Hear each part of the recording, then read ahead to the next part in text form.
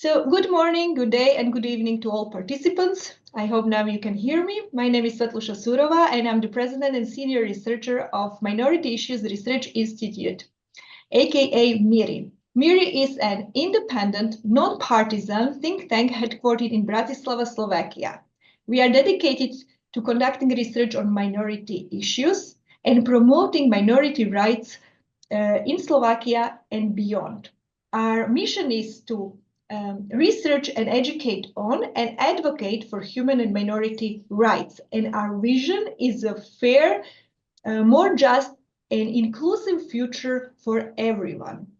It is my great pleasure to welcome you all to our third MIRI seminar on current affairs in the fall of 2024 on art and politics. Today, we will discuss the relationship between these two, as I call them, superpowers, with Sharon Thomas, a British figurative artist based in Glasgow, Scotland, UK. Sharon Thomas graduated from the New York Academy of Art in 2004 and the Glasgow School of Art in 2001. She teaches as a visiting fine art lecturer at Glasgow University and house for an art lover in the same city. During her career, she has received many scholarships and awards, such as first prize winner for the film based on her story Zone Card from International Epilepsy Day, Guthrie Award from Royal Scottish Academy, Glasgow Visual Artists Grant Scheme, Sainsbury Scholarship in Painting and Sculpture from British School at Rome, and International Council Travel Scholarship from New York Academy of Art. Sharon, being a recognized artist, lecturer, but also activist, will share with us her selected art pieces, as well as her insights and experiences on art and politics. So, Sharon, warm welcome, and let's start it. Hi there, guys. In your biography, the central theme of your work is that of the role of artist as an author, analyst, and maker, questioning social constructs, their consequential rituals, and art's role within that. Could you, in a simple words, explain what that's mean, what art means to you, and what is art according to you? Why you decided to study and perform art? Okay. Again, thanks very much for inviting me to this event today. It's fantastic to be able to talk about art making, the world of art, and have a conversation involving international contributors as well. So it's fantastic. So thank you very much for letting me take part in this. Okay, the question you're asking is quite difficult to answer, essentially, because the art world and art making is a strange one, and there's a lot of strange artists in the world as well. But in terms of myself, for me, art is an important means of speaking. It's a voice, essentially. It's my own voice. Nobody else is speaking for me. And I'm a visual artist, so a lot of my work is through the image, through seeing something through an image. My voice is here right now, speaking as an individual online, but my paintings do the talking as opposed to words, writing, speaking. The images do the talking for me and myself. Images speak to speak to me, and I've been able throughout my career to be able to voice my opinion and say what I want to think, or say what I want to say without any interruption through images. I mean, my training originally was at Glasgow. I've not got a Glasgow accent. I was born and raised in the north of England, near Manchester. I came to Glasgow to go to art school. Essentially, I didn't come from an art background. My family is working class.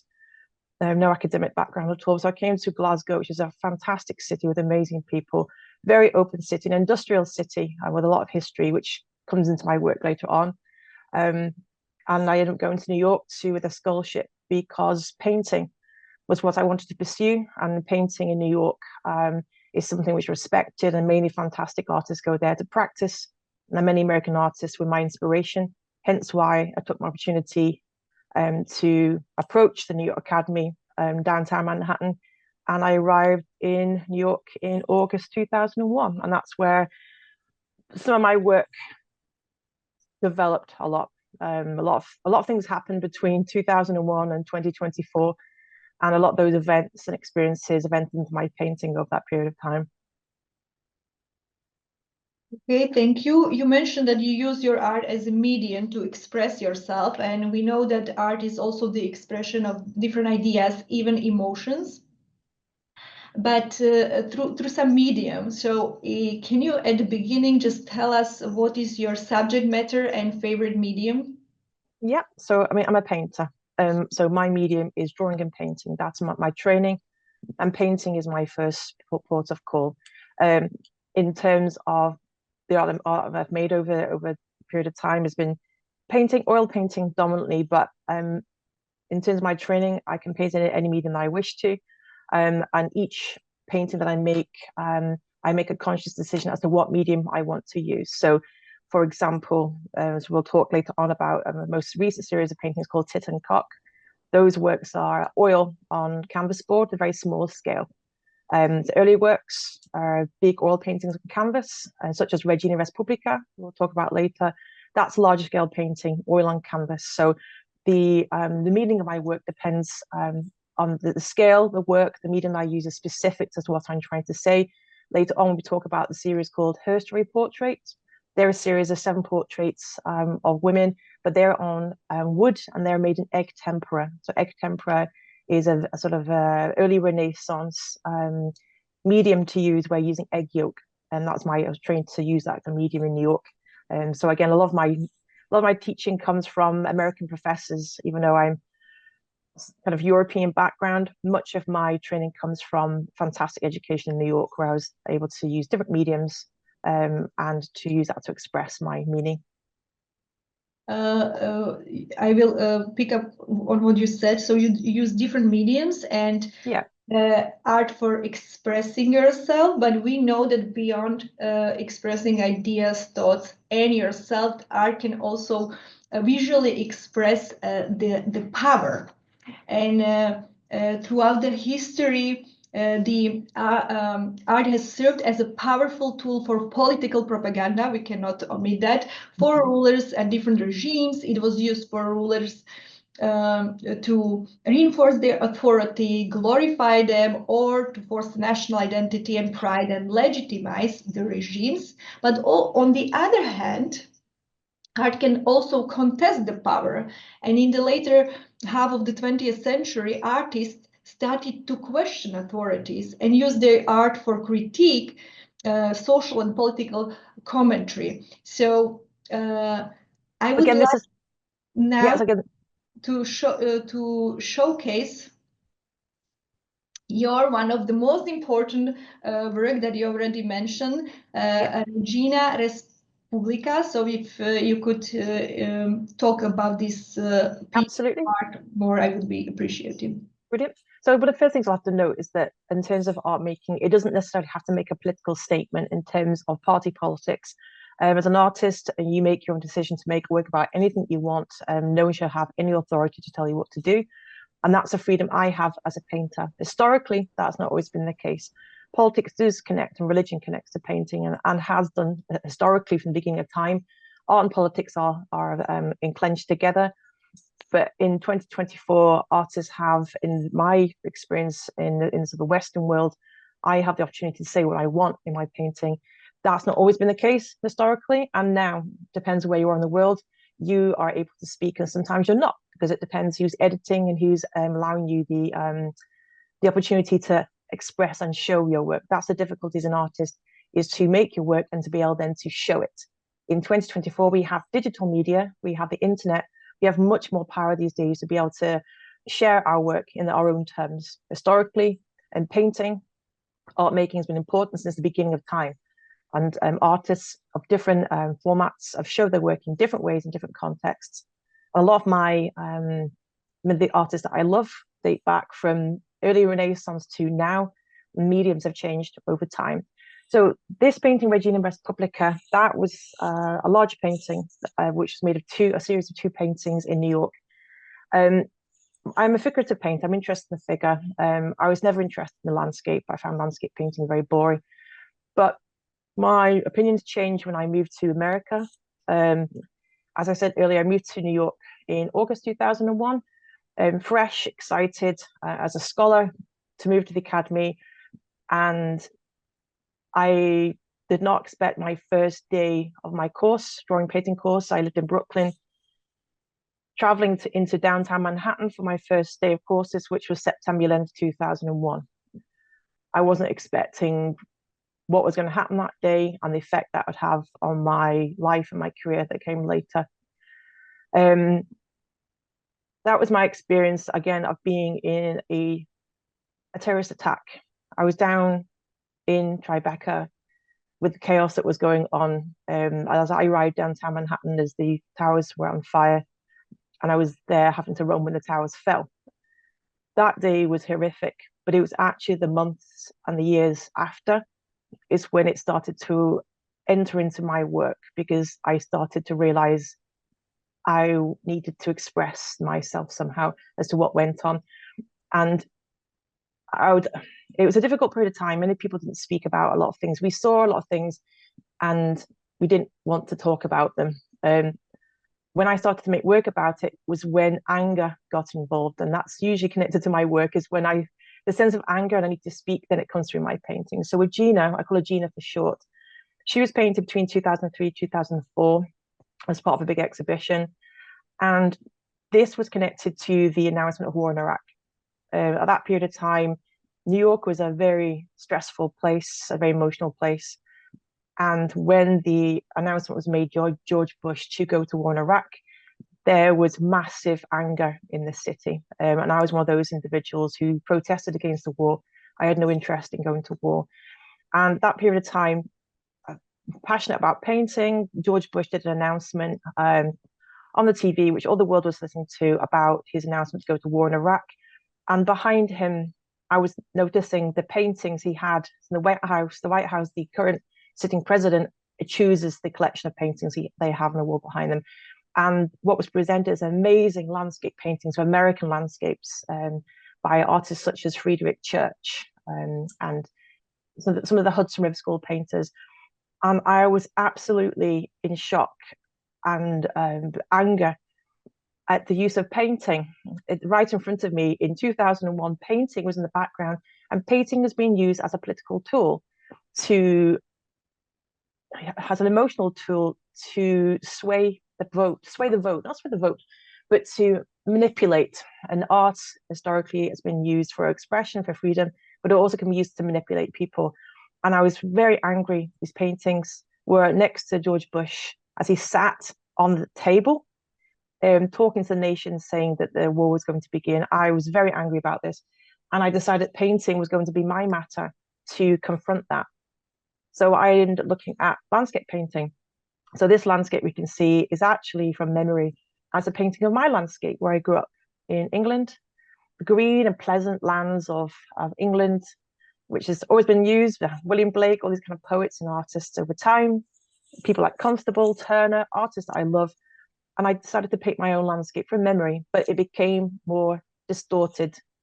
And the figure on the crag in the front is Gina. So we call it Regina Res Publica, which means kind of the queen of the world, queen of the republic. She's the owner. And again, at the time, I knew I wanted to paint the female figure in a landscape rather than a man like Friedrich, a man with a cane and a hat across a landscape. It was a female on a crag looking over a landscape, but she was looking back at the viewer. She was conscious that you were looking at her, but she's actually a figure from a female Detroit punk band that I used a found image, Royal Magazine, but I wanted her to be on a precipice. So the big painting as a whole, when you see it, it's large scale, and there's a sense of darkness within it, a big looming sky over a landscape, but she's spotlit. She's the lightest part in the whole composition. And hopefully in the painting, you're not too sure what's going on, because again, I didn't know what was going on. I was part of a big landscape, part of a history that was being made. And I wasn't going to go off the edge like she could be doing on a precipice. But I felt there's a lot of tension, and my tension and my anger was able to filter into a painting, which for many artists historically has been done, where people who can't cope, people who are not in power, who have political positions to make decisions, you have to find a way to be able to express yourself. And that's through writing, music, and for me, it's through painting. So I think you might see the other image as well. I think New Jerusalem might be there. I'm not too sure.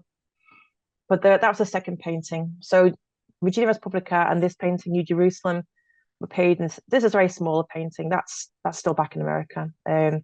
So again, this is using Degas. So again, I'm using certain signifiers or images people usually recognize, so people can see that I might be referencing paintings that already exist, which is what I'm doing deliberately, which has historically always been done. It's not in the postmodern world. Historically, artists have referenced artists that have gone before because you're having a conversation with your history. For me, the history of painting has dominantly been male. So my history of painting of Turner, Degas, back to Pier de Francesca, they're male painters. And in 2024, I'm a female painter. A lot of my work is about highlighting that fact that there's a lot of history is not recorded through the female voice, it's historically been done through the male voice. Yes, you mentioned earlier that it was the emotion of anger that motivated you to do this work, and also that you felt kind of powerless. But we were also saying that art can be used as a tool for political propaganda by those in power, but also art is a power in itself. As Peter Weibel rightly suggested, art is one of the preconditions of functioning democracy, and it is another form of representation in politics. So I want to delve into this topic with you. How you see it? Can art mirror or teach us something not only about ourselves, but also about the world we live in? And what was the message that you wanted to convey with Regina? I know you mentioned everything, why did you paint it, but what was the main message that you wanted to tell to the audience who are looking Regina in eyes? Well, again, deliberately, this painting is a very large painting. So again, when you're looking, there's a sense of power comes when you're making an image. For an image, which scale is important in terms of whether it captures your attention. You make a small painting, it's the idea, it becomes something you have to go forward and peer at. The large painting, it usually has a statement that goes behind it. Historically, large paintings were usually commissioned.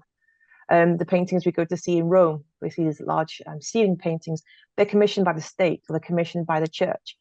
My paintings are commissioned by nobody. I am the person making the decision. I can work whatever scale I want. And historically, many artists have done that to convey a message of some kind. But this painting is, again, it's working with the landscape, talking about what the landscape is. And for me, this image is you have a mountain or a kind of a precipice in the distance, which is a place where I'm from in England. This is a place called Beeston, which has a castle on top. Although my painting makes it look very, very different than in real life. But growing up in Cheshire, where I'm from, on Beeston Hill, there's a castle, and you would climb to the top and you'd look across the landscape and you would be in awe. Again, I keep saying the word awe. The word shock and awe is in my head forever, that period of time connected to 9/11. The idea of awe, that's awe-inspiring. It's the idea of terrorism, of hatred, of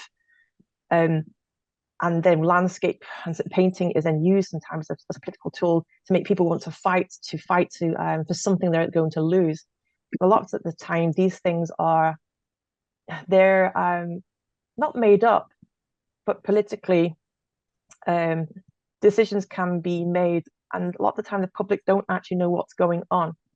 A lot of things can be hidden, and a lot of brainwashing can happen not through art making, but in terms of the image. And how political image is used. And with this kind of painting with Gina, I was using the sense of a landscape, but I have ownership of it. Again, this is my land. This is my homeland, as it were. And my people were then going to go to war to die. The Iraq War, these wars were not successful. At the time, again, in politics, the idea of going to war fixes things. I did not think that was going to work, and many of us didn't. That's why thousands of us protested in New York, thousands protested across Europe. And the day of the protest, the reason that day we went protesting in New York, the anger in the arts scene at that time was the issue with covering Guernica. Guernica was a painting or a work developed by Picasso in terms of his anger in relation to fascism.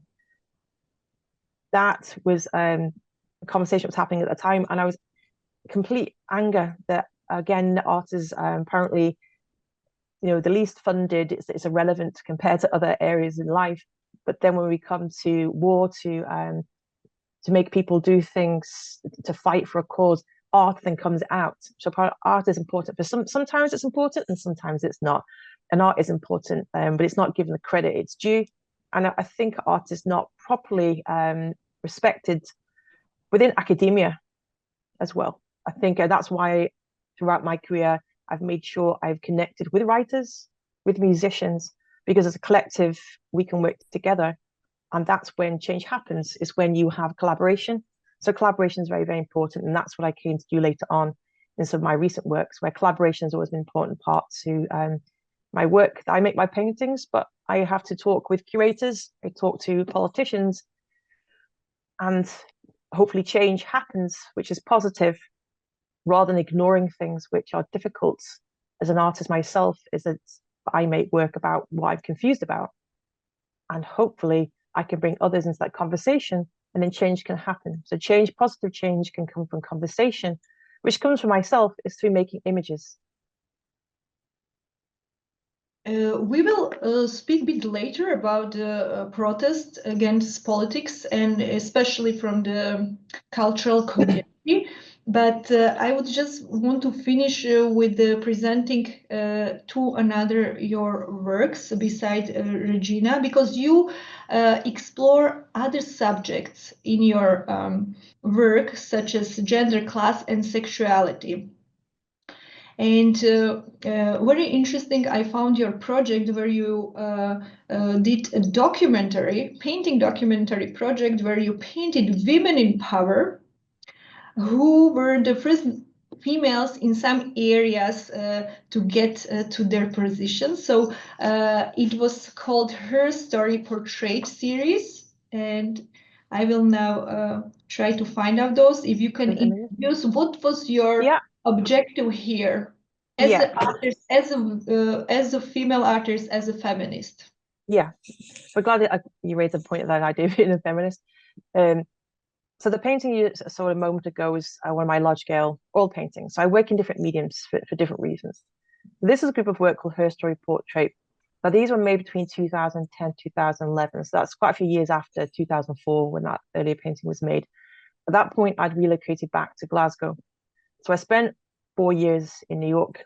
And in New York, I worked with some fantastic artists and worked with some very, very important female artists. One of the artists who, and curators as well, a lot of fantastic female curators. And one of the artists I had great respect for was Carolee Schneemann. So Carolee Schneemann is represented by PPOW. She passed away a few years ago. And she was a very strong woman, and she demanded respect. And in New York, I was around that setting where in the arts is respected, but many women was also operating, but fought hard in the art scene. But much more female and conversation was going on across the board. I relocated back to Glasgow after a year living in Rome, the British School at Rome, where I could develop my practice in a big studio, not worrying about money for 5 seconds. Came back to Glasgow, and at that point, I'd become a mother.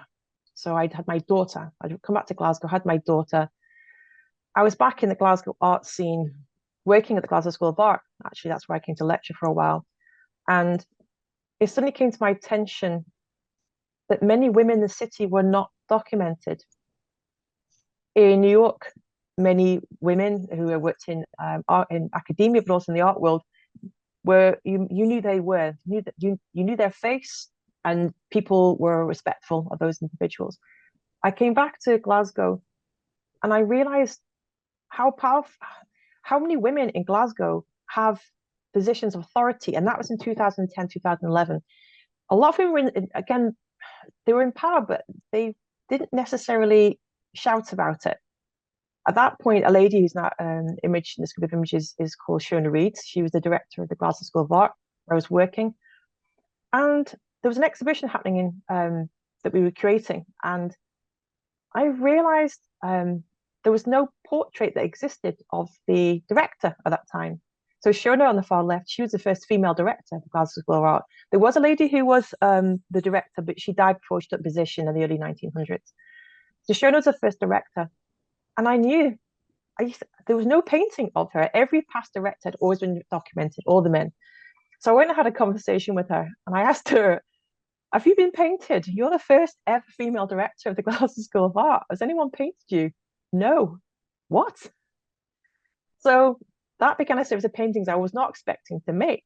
But I spent a year approaching 7 women connected to Glasgow who were very powerful people, but none of them had been documented. And again, many men in these positions historically have been documented, usually historically by male painters who are part of a male academy. Women could not enter the academy as females in the early part of the century, even up to 1950s or 60s. So there's a massive gap in the history of art, is that women were not allowed to operate. And that's not my situation. So I have the right to be able to paint whatever I want. So I feel a responsibility as a painter, as a woman, to be representing those women so they actually are captured for history. At the time, these people I was painting had their positions. So we're looking at right now is 3 women. So I spent a year, because in 2011 was going to be the 100-year anniversary of International Women's Day. And I spent a year then documenting 7 women. So in the middle here, this group here, we have Diana Magnias. She's a Greek-American sculptor. In the center, we have Elisha Angelini. At that point, she was the first Lord of Advocate. She was the chief of courts, the chief of law in Scotland at the time. On the right-hand side, we had Kathy Chambers, who was a curator at the Glasgow School of Art. And it started with the early painting of Shona, where I went and had a conversation with her. She was a director of the art school. If you go back to looking at Shona again, so I went to her office to have a chat with her, and I said, "You're the first female director. Has anybody painted you?" And she said, "No." I was like, "This is crazy." So she was a starting point, and I then approached different women, and I realized that they weren't recorded. So over a period of a year, I went to visit them and had them do sittings like they did in the old days with a pencil and paper, and just sat and talked to them and drew them. If we could go back to the early slide, actually, where you've got the 4 images on, would be great. So in this group here, you've got Shona Reid. Next to her, you have Ruth Wishart, and she was a very respected journalist and kind of writer in Scotland. Then we have Joanne Lamont. At that point, she was the leader of the Scottish Parliament. And on the far right, you have Jean McFadden, and she was the past female leader of Glasgow City Council. Glasgow City Council, Glasgow's a fantastic city, and there's a political past very much connected to socialism and the rights of the worker. And Jean McFadden, I got to know her in the city, and she was a lady who ran the council, was not a provost. She wanted to be the leader of the council. And it was under her leadership that Nelson Mandela was given freedom of the city when he was released from prison. She reached out to him to invite him as the first city in the UK to come to Glasgow to address the people and to be invited to the UK. Yeah, you can say something, sorry? No, I wanted you to finish, and just to ask that all these inspirational women that you documented, did you have any funding for this? Who was supporting? No. So again, these started with sketches and they developed into paintings. And in 2011 would be the anniversary. So I actually negotiated, and actually Jean McFadden, who's the image there, she helped me because I needed access a space to show them. But all those works were exhibited for International Women's Day in 2011. And since then, a lot of history has changed. So some of their positions have now altered. But I documented that period of time when they had those positions of power. And those images are still with me. They've been touring different parts of the UK. And I want those images to be owned by the city because it's part of Glasgow's history. But that's the complications of the art making in terms of who buys the work, where it goes, and those paintings I want to be owned by the city. I don't want them to go to a private collector. I want them to be owned by the city. So I hope that you will be successful in this your endeavor. But something that you already have achieved, and in the city of Glasgow, it is the statue of Mary Barber. Yeah. You propose to build this monument, but moreover, you led the campaign to raise the money for this, and you raised £100,000 for it. So can you share a little bit about this your project, how you got engaged, with whom you worked? I know you were mentioning me earlier, you worked with different key stakeholders, and what kind of challenges did you face, and what did you learn from this let's say collaboration also with politicians? Yeah. So again, the paintings earlier, the history portrait, connect to this. So this is an etching you're looking at. It's a kind of etching and collage. The image is a large landscape. It's actually a place called Govan, which is in the south side of Glasgow along the River Clyde, and that's where the shipyards were located. So right now we're looking north to the Campsies, which is north of the city, and we're looking at sculpture. And this is my mezzotint etching of Mary on a pedestal. Next to her are two images. There's a drawing of a girl and a boy, little. That's my daughter, Eva, and her friend Kai, and they were little toddlers at the time. And this work is very much connected to my daughter because I wanted to pass on a legacy. I wanted to make a marker in the city of this important woman called Mary Barber. So the ladies I was talking about earlier, I've always spent time with men and women who are older than me, who different areas of life, politics, because I want to learn from them. It's important to be listening to the past generation and learn from them to take things forward. And I got to know a woman called Maria Fife, who I went on to paint. Maria Fife was an MP in Glasgow for many years, a very respected figure. And she talked to me one day about Mary Barber. I didn't know who she was exactly.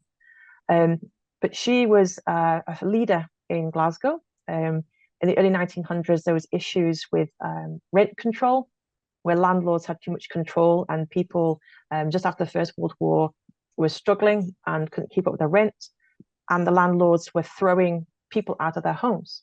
And Mary Barber, she was a woman as a mother in Glasgow. She led a strike. She became similar to the suffragettes in that early period of time, but she was in Glasgow. She was going out in the street and protesting, but talking to people, standing on a chair and telling people that the people have the rights. They could change policy, they could change law, that the politicians, MPs were representing the people, but they weren't. So she became a leader, and she convinced the men in the workyards and the shipyards to down tools. And she organized a big march where all the men followed her through the city to the sort of sheriff's court in the city and demanded that the prime minister change the law so that the landlords didn't have the power anymore. She succeeded. Thousands of people followed her through the city, and she changed law so that she would create the Rent Restriction Act, which meant therefore landlords could not force the tenants to pay a certain fee. She then went on to become one of the first female city councillors, and she changed the city and she changed history. But no one outside of the trade union movement, many people in the city who did not come from a political background or trade union background, did not know who she was. So I made an etching. There was only 4 statues of women in the whole of Glasgow. Glasgow is a major industrial city in Scotland. They only had 4 statues. One of them was usually connected to Queen Victoria. You have the Passionara, which is in the Clydes, which connects to politics as well. Long story short, I made this etching. I've shown her wearing her Bailiff's kind of uniform, but holding a ricket.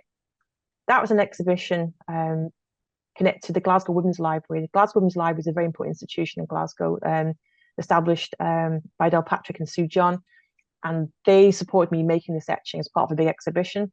The etching got quite a bit of attention by the media, so I used that to approach politicians in the city, in Govan, and the sort of local council meetings I went to, and those councillors were all cross-party. It wasn't just Labour, it's Labour, other parties as well.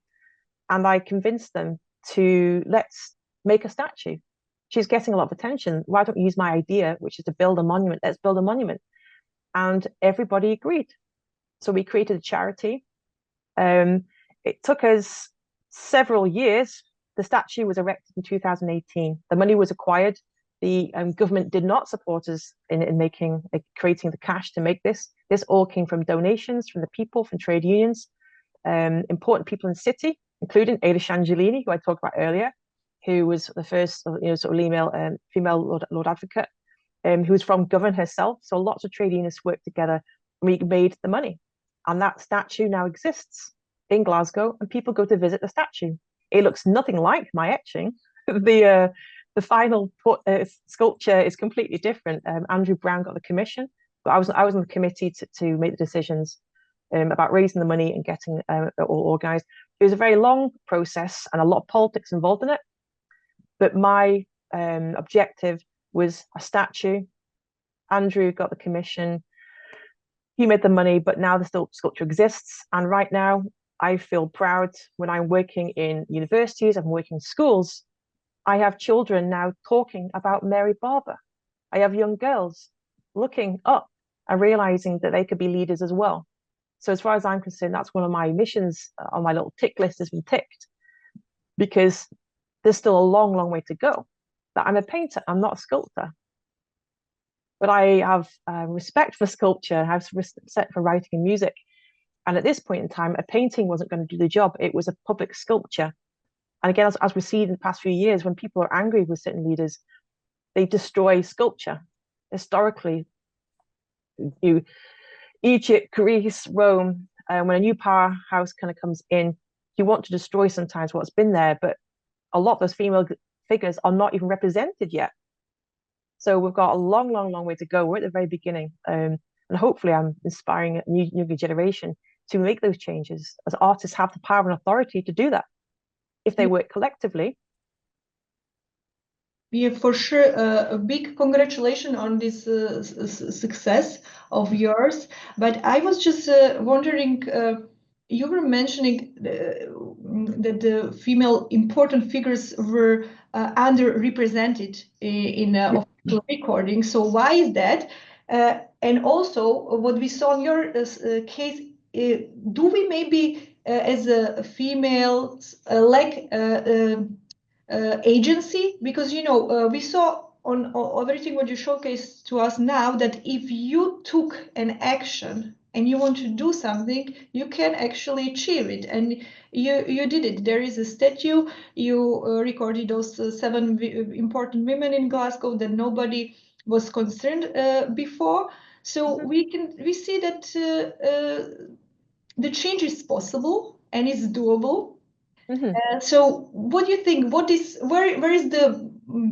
is the problem? Is it on that the societies we live in, it is not so much interested in a female, or on purpose we are underrepresented or misrepresented as something else, not successful, or you think that actually there is a bit of blame on our side, that we don't take agency, we don't claim our right, we don't fight for our place in the public spaces, or all that, or none of it?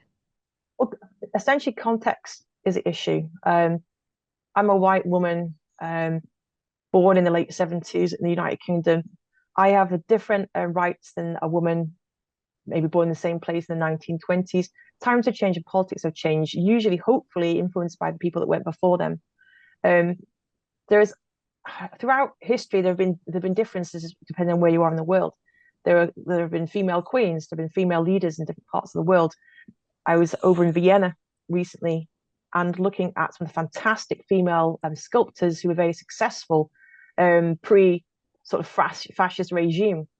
Women have always practiced, but it's about what attention that they get.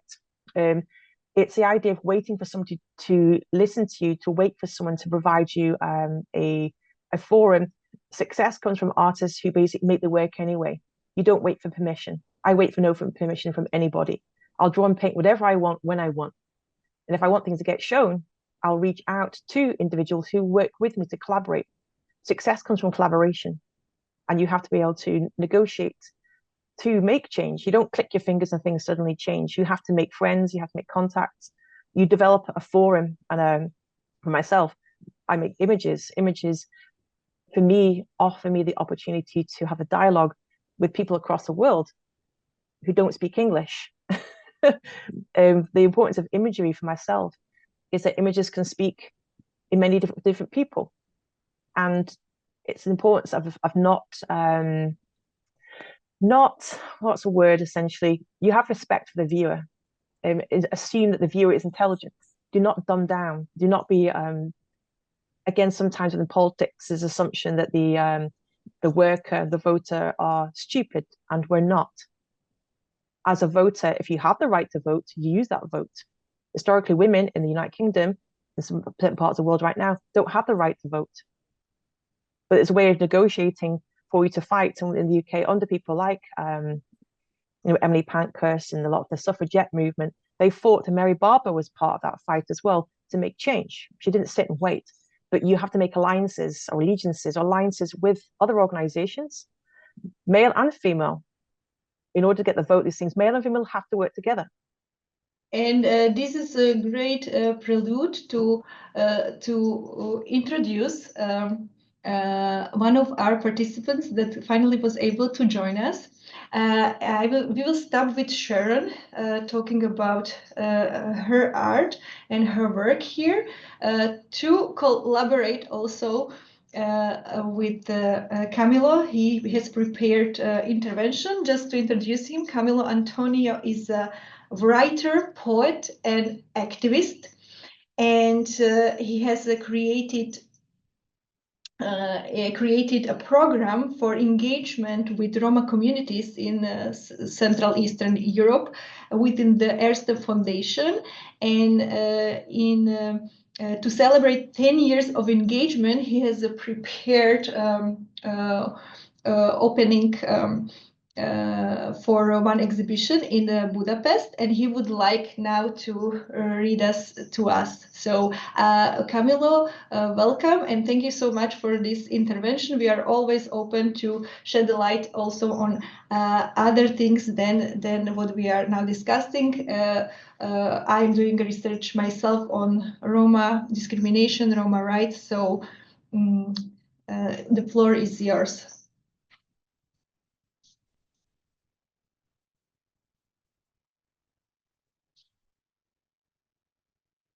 Just unmute yourself. Yes, thank you. Do you hear me now? Yes. Yes. Thank you, Svetluša. You and I have been cooperating for some time during the 10 years that I was spearheading that Roma Partnership Project. The Erste Foundation also had a project on the researching diasporic communities in Eastern and Central Europe, and that's where you and I met. It was a very, very good meeting that we continued through the years, and I'm happy to be here to give some input. I'll pick up where Sharon was talking about the importance of the viewer. Here, of course, what I did was I talked about the gazer or the gaze itself. Well, we have a substance there and the act of gazing, but it was a series of exhibitions of Gallery 8 for Roma people based in Budapest. Timea Junghaus, who was then the director, is now director of a very important European Union supported project based in Berlin. But this was what I said when she asked me to please come and give some opening notes. I have accepted this invitation to make the opening notes, marking an important step in a series of educational exhibitions here in Gallery 8, because I know that you, Timea, and your colleagues have recognized that I also know how it feels to have to tear down the masks as a way of unbinding humanity's chains. Masks and chains that are tightened or multiplied from that peculiar lens, the gaze, that medieval eye in our digital camera that fixes and memorializes as it angles the desired body, like the disembodied poetry that have also been dressing up and dressing down your Roma bodies in history. That gaze racializes through the tyranny of static ways of looking, song, seeing in a misguided cultural politics by those who wield those whips as truths that make us altogether more slavishly unfree. We still have to unmask and deconstruct that prevailing gaze from which that label, race, in all its variants, emerge and which form the power basis of the overpowering judgmental mind that dominates and suffuses public spaces and media discourse. We need to unmask that prevailing gaze of binding race until all humans become free from the shackles of ignorance and arrogance imposed upon minorities like me, who altogether form the majority, including you, the Roma, but who have been paralyzed and who still need to awaken and reoccupy the cerebral spaces of imperial cultural implantations. We must unmask that disturbing gaze until all of us can transcend and transform the non-free ways that we have been renegotiating within the terms of ongoing social inequalities and political injustices. Like you, Roma and non-Roma gathered here, I am a nomad at heart, but perhaps I may not have been consistent in being proud of that diasporic part in my brain and genes. Like many of you, I have seen the silence of trees that have been praised for being rooted and potted in their assigned places to dance under the free air and giving skies, but being rooted and potted in assigned places. So like many of you, I have tasted the whispers through the trees, nodding as when we accept to flee like the birds to seek the noise and smell of the cities, to move in urbane ways, to don the civil urban masks, but still as minorities with a lot of unresolved issues with very few, if ever, human rights. Thank you. Thank you, Camilo. This was really beautiful intervention. I just want to put here on the screen your book that I have from that project from Erste Foundation, The Many Faces and Sides of Race. And you did read even in the workshop at the workshop in Bratislava from this book where you explain what race is. So I hope that we can gather again at the seminar and go through this book because it is very important.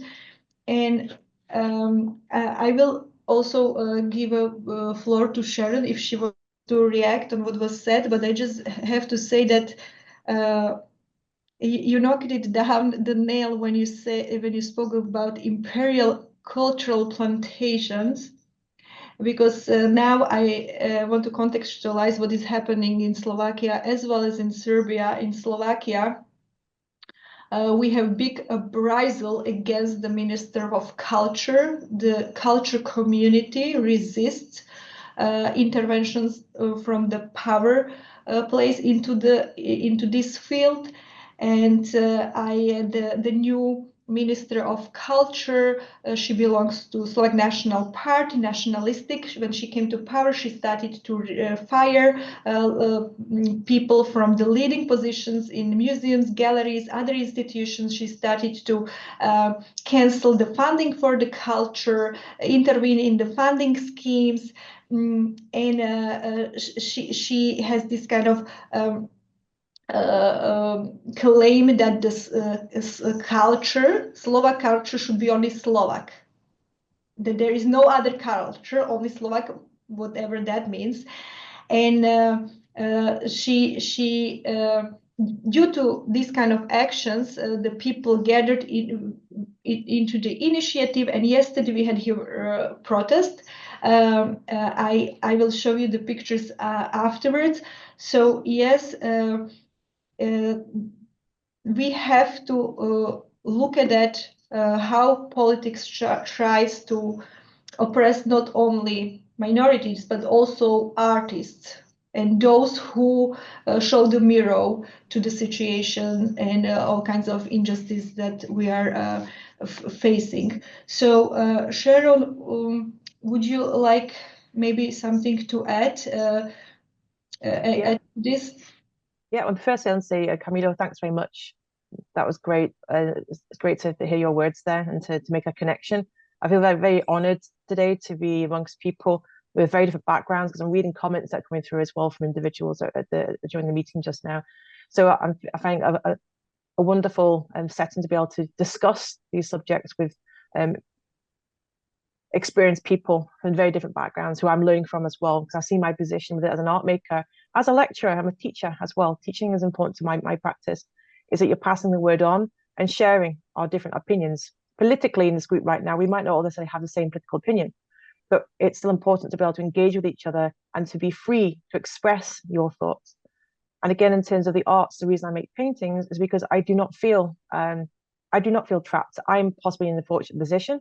I'm in the United Kingdom when, as a female, I can speak, I can talk. In many countries, that is not the situation, but my work is about representing. I see it as a role to represent myself, but also represent gender and power at the same time. Again, for myself, arts is freedom. I can say what I want. And if I can't say what I want, I'll find a way. In terms I make images are powerful, and that's why they're used politically and have been done since the beginning of time. A picture says many things. It's a sign, it's a symbol. We can talk about Freudian fear if you want to. Again, Camilo's talked about the idea of the gaze.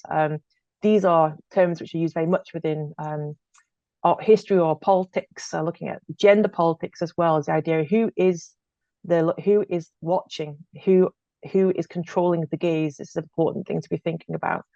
And over centuries, politics have changed, and there is, I believe, in my current history, I have the freedom to see what I want, show what I want, talk with whoever I want, because there are massive issues there, and I want to talk about those issues, which we'll talk about later on into my more recent work, is who is the author, who is the owner, who owns what. And as an artist, or any artist, again, if you're a writer, you can write whatever you want and you can make change. You don't always have to follow a doctrine that someone set before you. You make your own decisions. You can make your own political, religious decisions. Some people are not always given that opportunity, but through public social formats, such as writing, looking at pictures, you can learn and make your own decisions which to base that upon. And again, I'm not sure if Rob Roberts, who's put a message in a minute ago, will talk, maybe he'll have opportunity to speak later on, is when you witness something, when you experience something, it's important to be conveying and sharing what you've seen, because that will alter the future, hopefully for the better. Camilo? Thank you. Thank you, Sharon, for your feedback.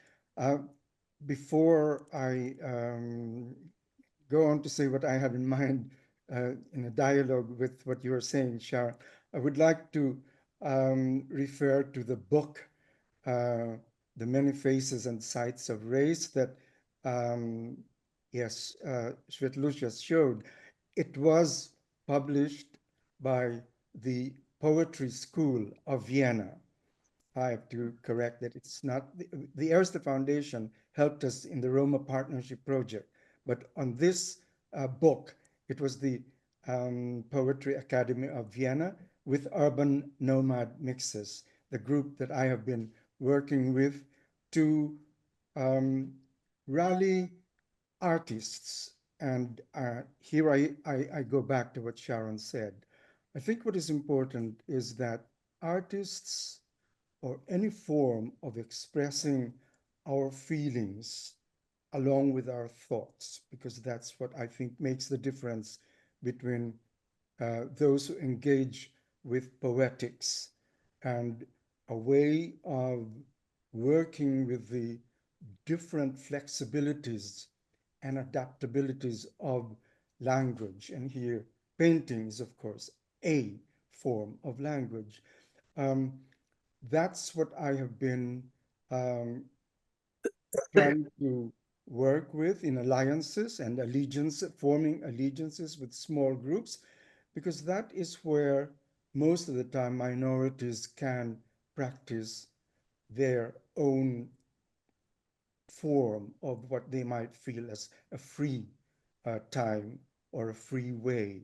Um, and talking about free ways, sometimes we are able to go above and beyond all of those highways that even artificial intelligence is going through now.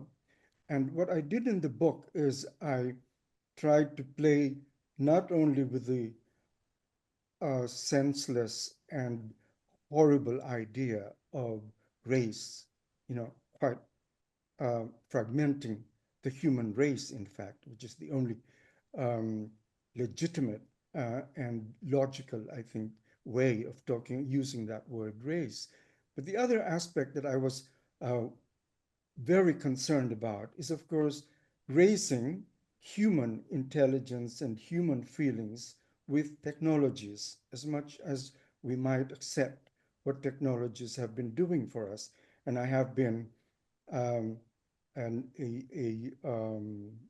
beneficiary, let's say, of advances in medical technologies because I have just gone through struggling with cancer successfully. And I hope that many others who are struggling with cancer and other diseases will be able to take advantage of the benefits of medical technology. But I think that there are things that technology does which tend to make the lives of minorities more difficult because we're not there yet in understanding how they work. And because they go much, much faster and tend to put human behavior in some kind of a bind so that life must go only for those who really can speed, not just highways. We're not talking about highways anymore. I'm more concerned about that. And I think that this is where not just artists, not just minorities, but all of us in small ways are going to be able to say, now, wait a minute, technologies, wait for us, because it is not just our right to be able to come along. You have it as your duty. Those of you who are engineering life and all of the things that are connected with making life possible, not only now, but in the future, as horrible as sometimes we feel the future is running away from us, in fact, running ahead of us, as we've seen during the last few days, not only from the elections in the United States. But that's a different topic. I want to talk about and to emphasize my concern for what artists can do. And now I'm going to apologize that I have to run because I am, in fact, preparing for an event this afternoon where we're looking at the ways artists might be able to deal with water as an environmental campaign, but using the arts of water.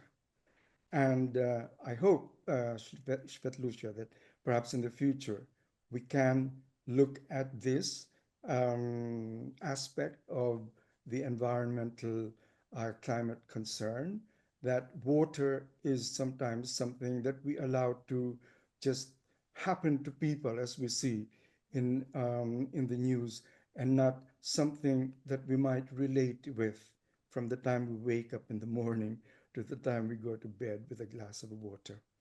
I hope that we will be able to continue this discussion on arts and politics by presenting the ways we deal with trailing the arts of water.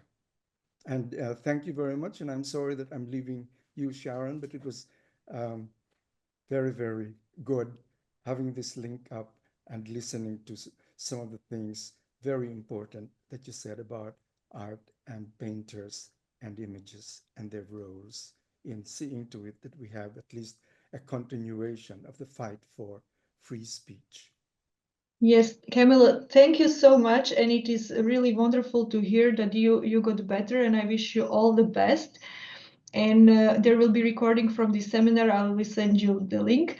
I would like to continue what you said, like what artists can do before we go back again to Sharon's art. Here I'm sharing with you a photo reportage from yesterday's protest March for the Future of Culture.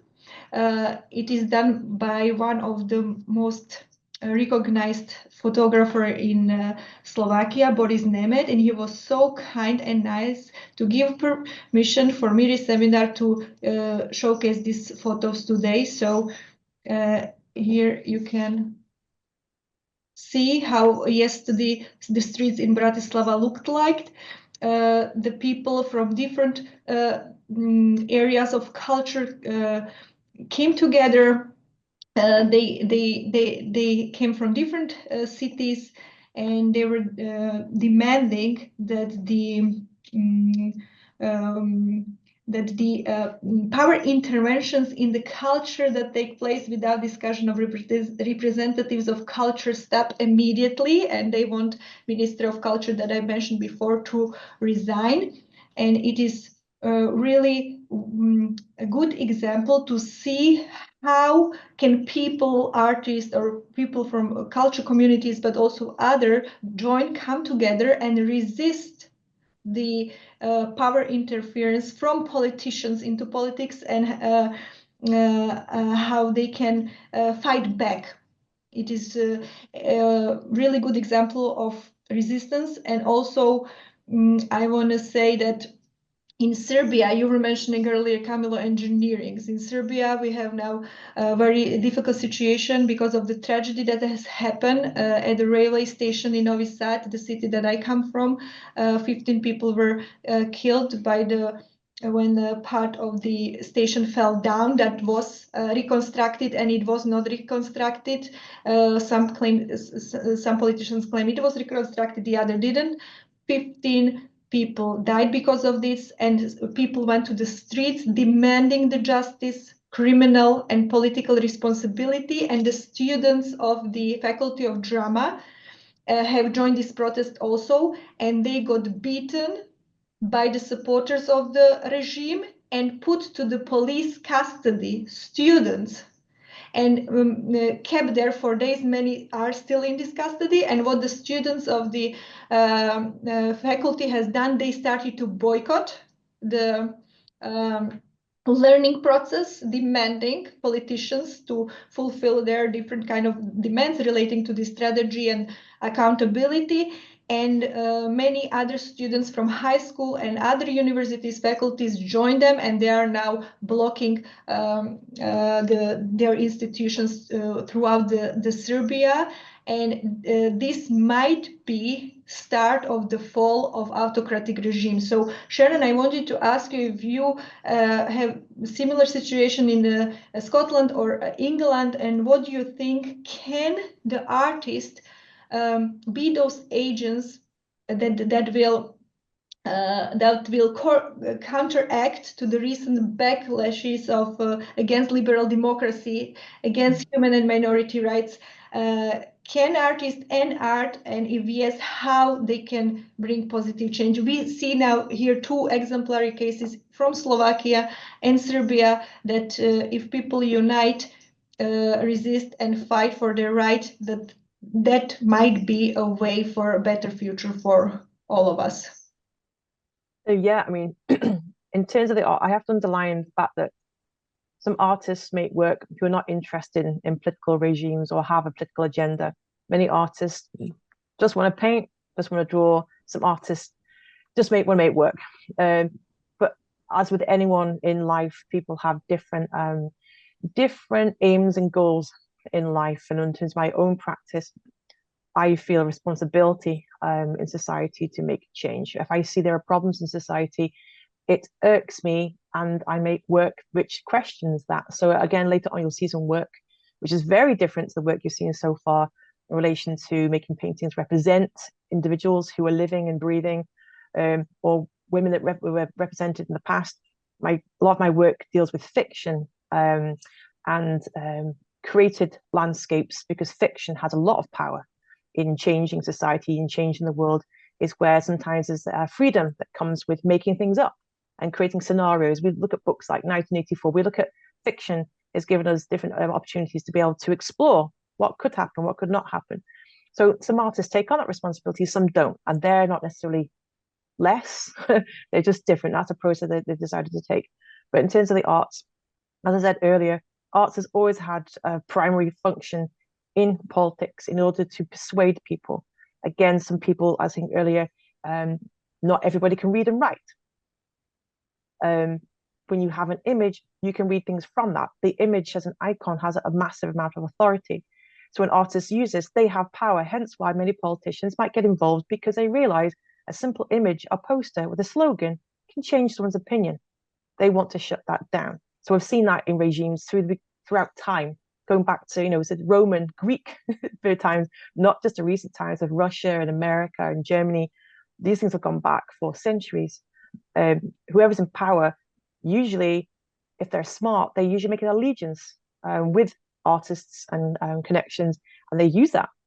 We've seen that in relation to Europe in terms of Nazi Germany, etc. Art making is used to persuade people, and sometimes to brainwash people. But there's always the other side. And for myself, that is important. I convey my own opinions. I have the rights, again, so-called privilege of a female in my 40s in the United Kingdom. I can say what I want.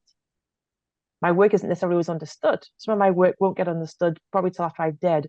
Again, many of us as artists were fighting to be represented. We want galleries. We want somebody to invest in us to make money. So many artists struggle. But many of the well-known artists died unknown. Same with writers. But it's usually a future generation which picks up on that and realizes how important they were at the time. I'm not saying I'm William Blake. I'm not saying I am a Renaissance painter, but I have the ability right now to engage with yourself in Slovakia and across the world right now, which is an amazing development. And you're talking earlier about AI and issues like that. And also Camilla was talking about that. We're in a very odd time of history right now in terms of digital media and accessibility. But the responsibilities that we have to take on, which historically has happened in any media, there's a responsibility that artists take on, that politicians, that society takes on. It's about educating and talking. Progress comes through conversation and not having a single leadership or dictatorship telling you what to think. When that happens, things go wrong, as far as I'm concerned. That's my belief system anyway. So hopefully that answers that question. I have to leave. Yes. I have to leave.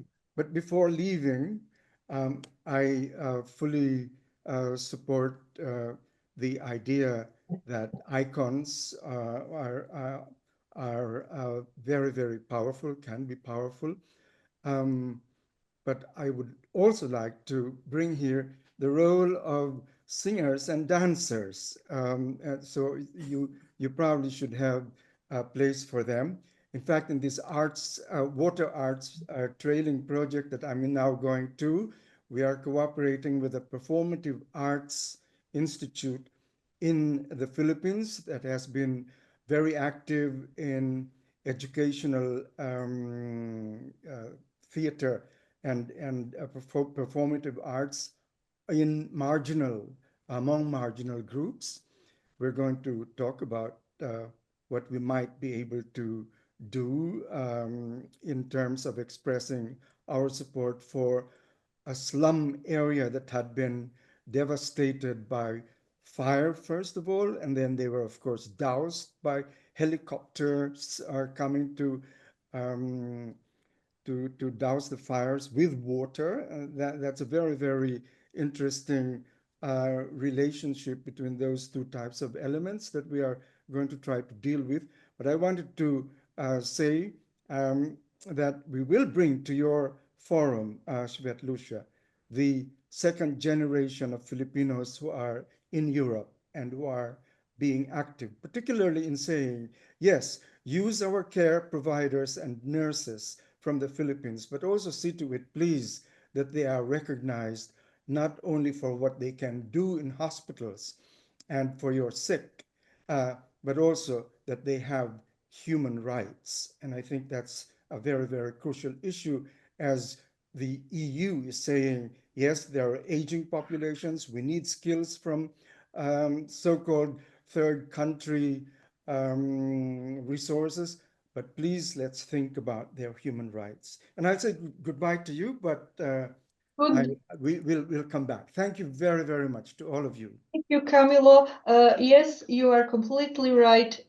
We cannot look at different type of minorities, migrants, just as a labor, as providers for us. They are humans, and they cannot be degraded only to the to some positions that we want to put them. Yes, so they can do exactly as Sharon said. She is doing what she wants, and they should have the ability to fulfill their all potential and talents, and not just to work for the host country better of people. And now on that note, let's see how Sharon does what she wants. Paint she wants. Here is the her recent work from the series Tit and Cock from 2022. And Sharon, I want to ask you, explain to us how did you come to the idea to paint these birds, what they present, and what are you trying to tell us with these art pieces? Okay, again, thanks. So it's quite a jump. I'm seeing smirks on cameras when this kind of image is basically presented. So in terms of my own practice, my work is not one kind of work. I make all kinds of work. I draw, I paint. My recent work has been very much politically connected with making a Herstory portrait, Mary Barber. These are all ongoing artworks. I'm learning, I'm gathering information, I'm learning, and I make work about what I'm interested in at the time. The dominant theme of my work throughout all of my practice from my student days till now is looking at objectification, looking at from a feminist perspective, what my view is on the world, and talking about what I see and critiquing it. So when I'm looking at Regina Respublica, the female on the bike and the landscape, I'm engaging with painting. I'm looking at the history of painting, but I was based in America as a white Western woman. I'm seeing what's in front of me and engaging with it. Before that work, many years back, the reason I went to New York in the beginning is because a lot of painters I have respect for are based in New York. There's more freedom in America, I find, than in the United Kingdom to talk about sometimes complicated issues connected to class, race, and sexuality. I still find a lot of UK is behind in many areas, and that's still the case. In New York, there's a freedom, and many painters, there's a few painters that took me there. One was Licia Scavage, who's a fantastic New York-based painter, and also John Curran.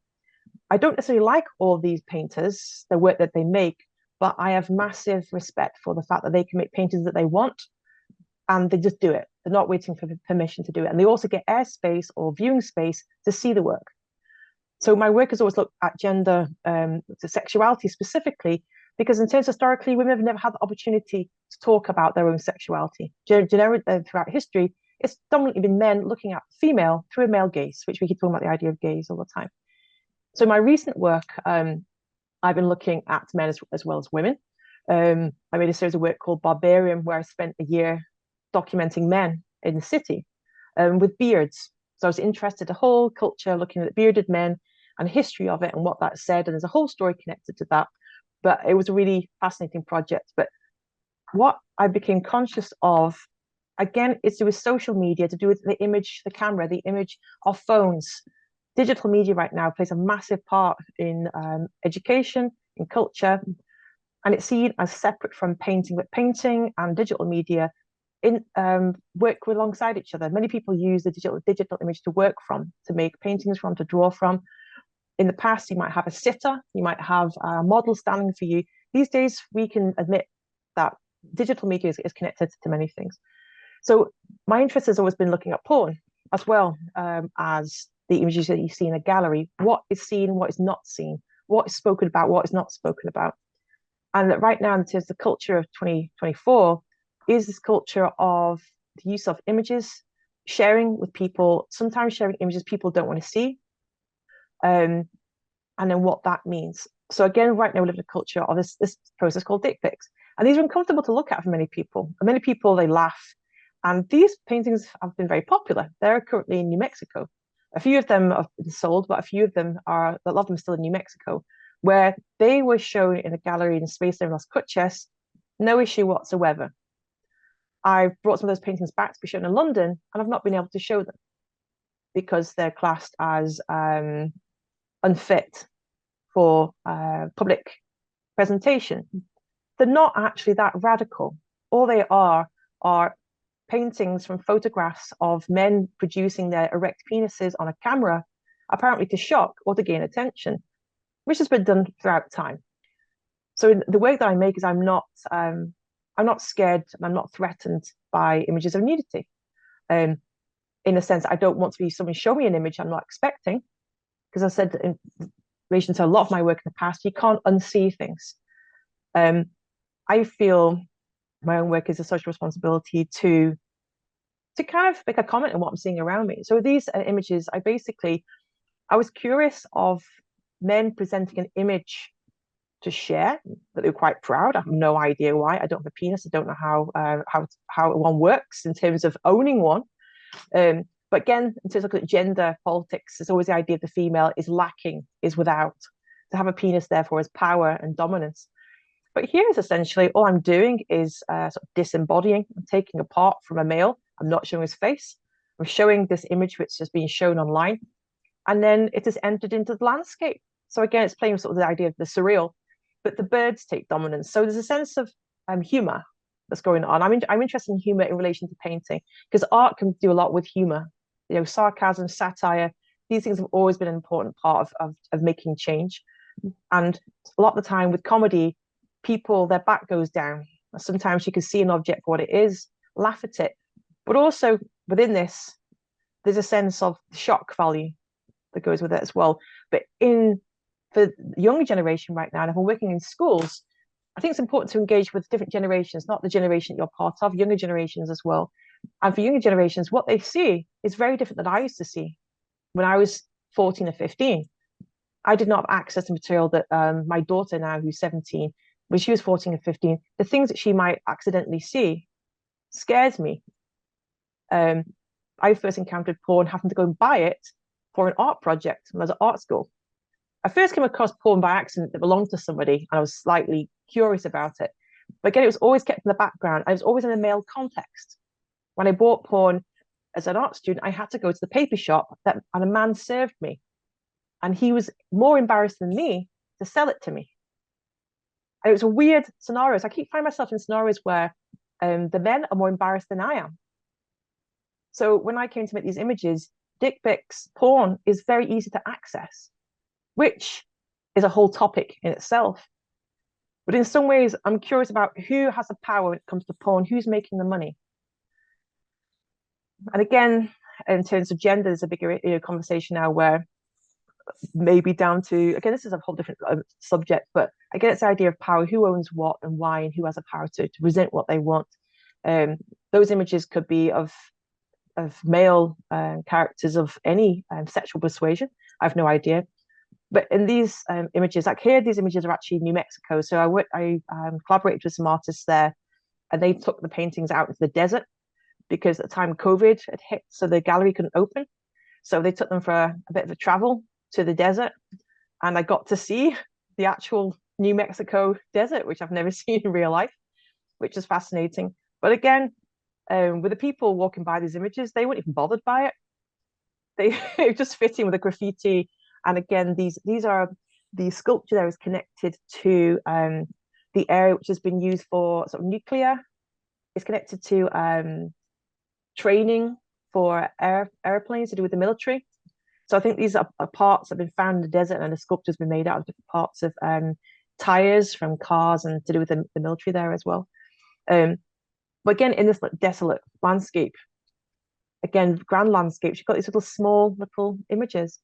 But again, it's the idea of working very small scale, looking at something which is meant to be really grand. So again, with this work, I'm playing with the concept of an icon. What does it mean? In this context, it makes people smirk. It makes me feel uncomfortable, which is different when I'm looking. Well, then, actually, when I'm looking at those images of women, it's unusual. Again, when I made those portraits of the women, they've not been painted. They weren't considered important enough to paint. And I find it bizarre when I made them 10 years ago that these people weren't represented. They weren't painted. It didn't make sense. But then it's sensible to be showing porn. And again, it's the image is a whole complicated history and politics that goes with it. But my newer work is more difficult to talk about because it's new. Newer work is more complicated to discuss. That's why you exhibit it, and conversation like this comes from that. And paintings have come on, ironically, since then. I've made work which developed on from that further. I've been collaborating with actually a Chinese artist recently. We've been collaborating on work of his background in China and my background in the UK and America. Sure. About Before the image. We can dwell if that be later, but we are running over the time. I just absolutely. want Thanks, Camilo. You explained everything, how you started to paint these birds, but I still didn't hear. What did you say? What kind of message you try to convey to the viewers? And also, you said that in UK you have difficulty to exhibit these pieces.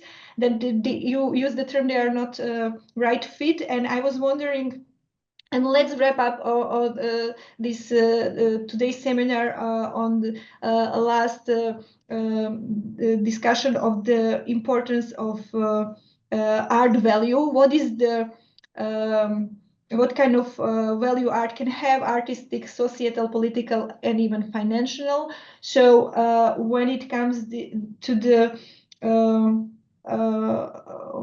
value of art, I'm wondering who has the right, who determines that some art has value, some art is beautiful, some art is ugly, some art is to be exhibited in museums or in galleries, or some not. So how this function, and also is it important to address, to define art from something that is not art? Because the advocates for demarcating art argue that it is important to distinguish, for example, erotica from pornography. So if you just can very briefly wrap up, so your message, what these birds, they all have a name, so just say they have names if they are females, and what is your message here? And do you make this kind of distinction that something is fine art, something is not, and do we need that? Thank you. Essentially, the one on the left, Ruby, the left one, they keep changing, Sylvia, they've all got different names that are connected to dominant females in literature and arts. The females I kind of respect, and they've basically taken a name on the bird that they're sitting on. So it's the idea of the bird, it's a kind of colloquial terminology of the female becomes a bird. So I'm playing with sort of words, essentially. But you're asking the question in terms of responsibilities and aims. As an artist makes whatever they want to make. As an artist, you have the authority to do whatever you want, and we make work for different reasons. When it comes to education and the market, that's when art and money that's when marketing and art's going to come together. Historically, artists have been clever to collaborate, usually with like-minded writers. Again, text is important with the image much of the time, which that's why it can trap many artists as well. If they don't collaborate with a particular writer or curator, they struggle. Many people have made financial gains and been able to practice as artists because they've engaged with a curator. And again, we keep mentioning Vienna for some reason. There's many sculptors who were successful.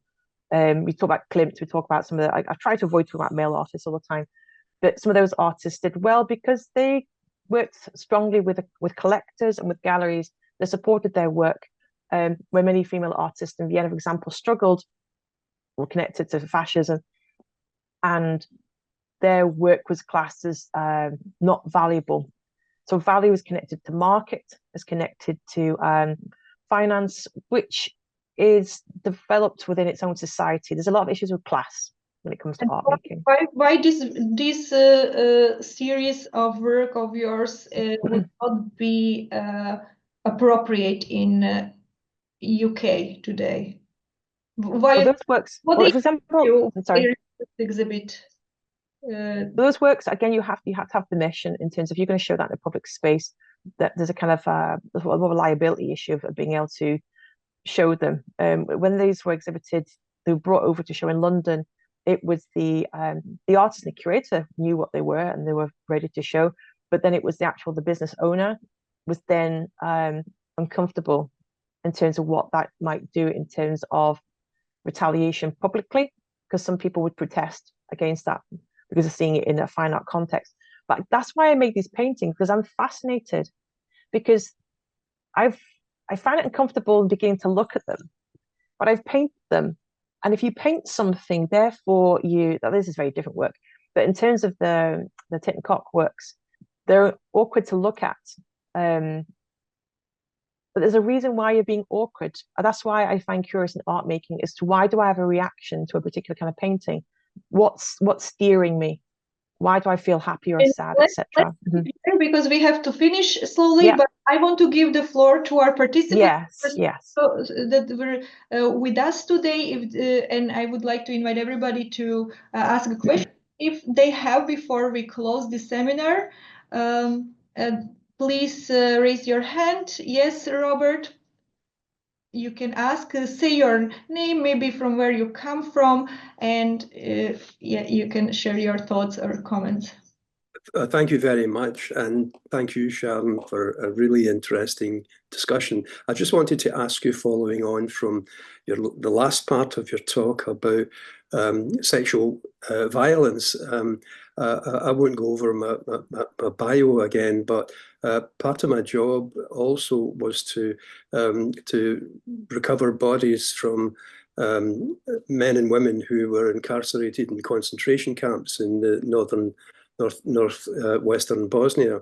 And many, well, thousands of women had been sexually abused in the most horrendous way, and some men, I may ask, and I should say, and that affected all of us, who worked there. But going on to depicting sexual violence in art, I had created a couple of paintings with references to rape that I've tried to discuss in the UK at various talks I've given.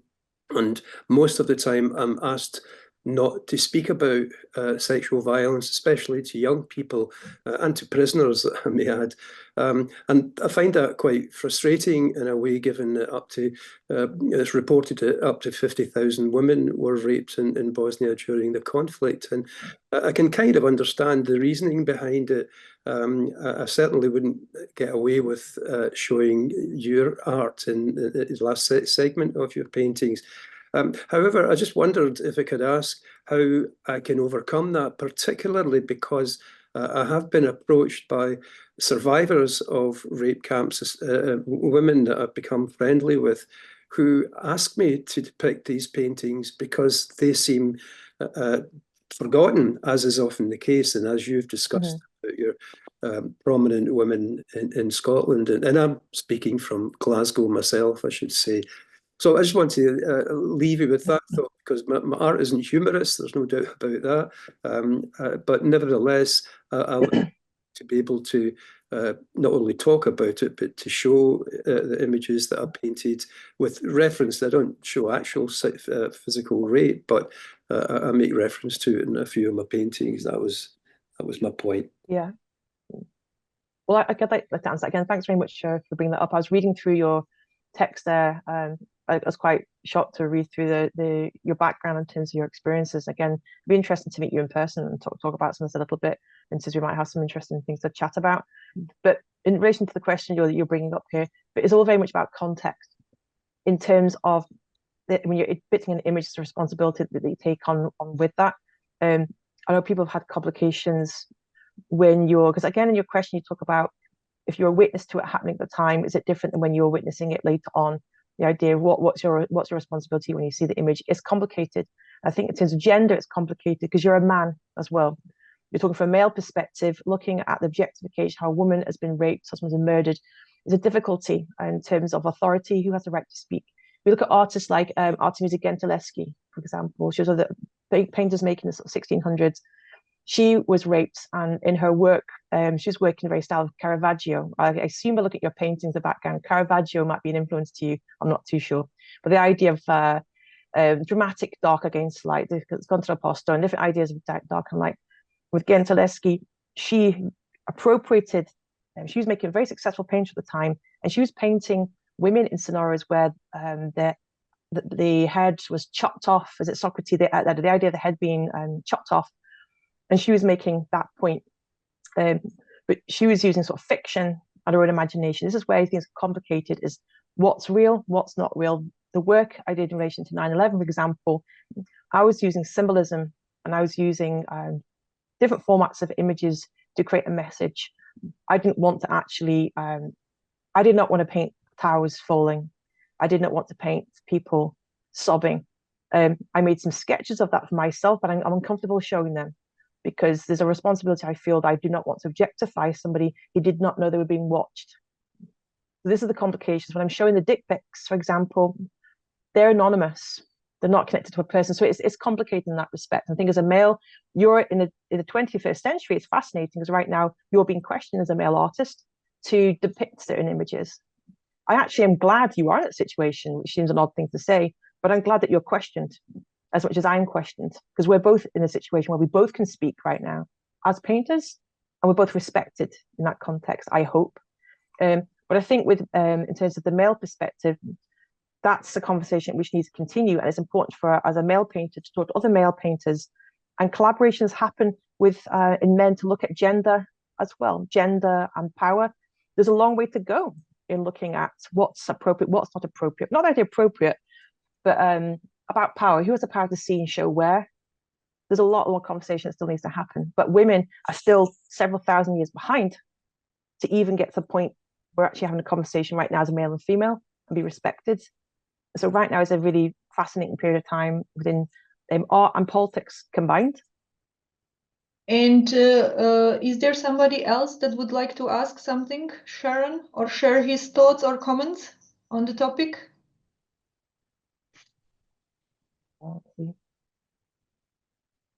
Okay, then Robert, I think it is a very important topic that you focus on, and I hope that there will be a situation where we will be able to freely talk also about very horrible things that happen, not only to women, but all to human beings.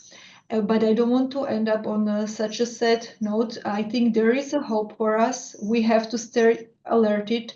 We have to monitor politics in the art. We have to monitor political oppression, repression of the artist, and we have to secure that the artist can create and express in freedom, can create freely, and we have to support their freedom for expression and speech.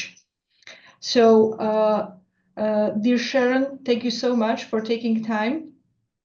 And thank you, Svetluša. Thank you for this opportunity to our community, and also everybody, thank you so much that you stayed so long with us. I'm very happy that we diverse people joined today's discussion, and unplanned we had intervention from our dear colleague and friend Camila. We can schedule another meeting in the future. We can talk more about this.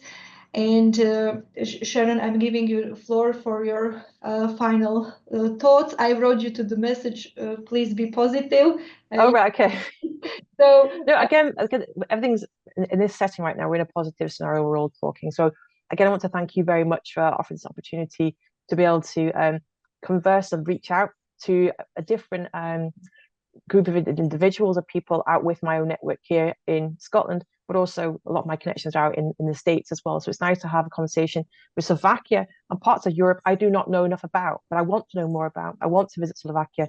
I want to see more parts of Eastern Europe, which I've never had the opportunity to see, because again, we're learning and we're meeting people, and collaboration with the arts is integral to positive change, that we all network and get to know each other. And again, I appreciate Robert's endpoints, which I'll connect with Robert as well at some point, and obviously we're both based in Glasgow, which is an interesting one. But again, in terms of art making is, we make art for different reasons, but I see art making as a way forward. I see it as a positive step about engagement, and with engagement, change can happen. Good things do happen. Good people exist. Good things have happened historically. People like Mary Barber have led the way and made great change, for positive change, and for lives to be better, for people to want to succeed and to live a happy life. That can happen. But in order for that to happen, we have to support each other and protest. Fear of protest is not success.